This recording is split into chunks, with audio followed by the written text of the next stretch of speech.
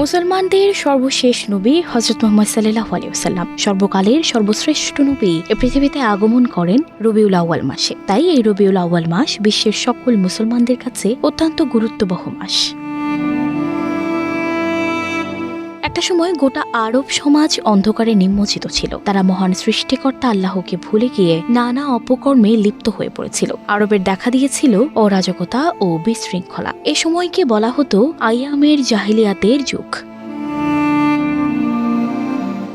তখন মানুষ হানাহানি ও কাটাকাটিতে লিপ্ত ছিল এবং মূর্তি পূজা করত। এই অন্ধকার যুগ থেকে মানবকুলের মুক্তি সহ তাদের আলোর পথ দেখাতে মহান আল্লাহ তাআলা রাসূল সাল্লাল্লাহু আলাইহি ওয়াসাল্লামকে প্রেরণ করেন এই পৃথিবীতে।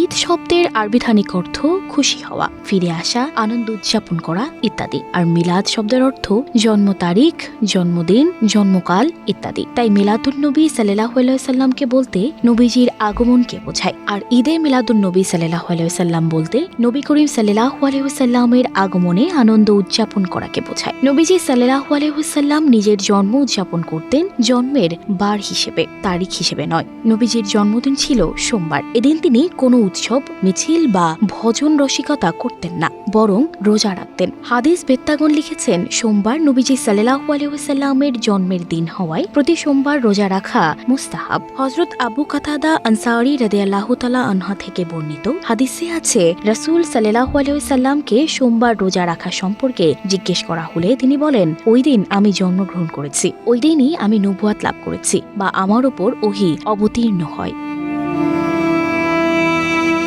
মূলত ইসলামে দিবস পালনের কোনো বিধান নেই। ইসলামে জন্মদিন পালনের গুরুত্ব যদি থাকতো তাহলে পূর্ববর্তী মহান ব্যক্তিদের থেকে এটি পালনের প্রমাণ থাকার কথা, কিন্তু আদৌ তা নেই। তারা জন্মদিন পালন করবেন তো দূরের কথা, কারো কারো জন্মসন জানা গেলেও কোন মাসের কোন তারিখে জন্মগ্রহণ করেছেন তা পর্যন্ত জানা যায়নি। ডেস্ক রিপোর্ট, প্রবাস খবর।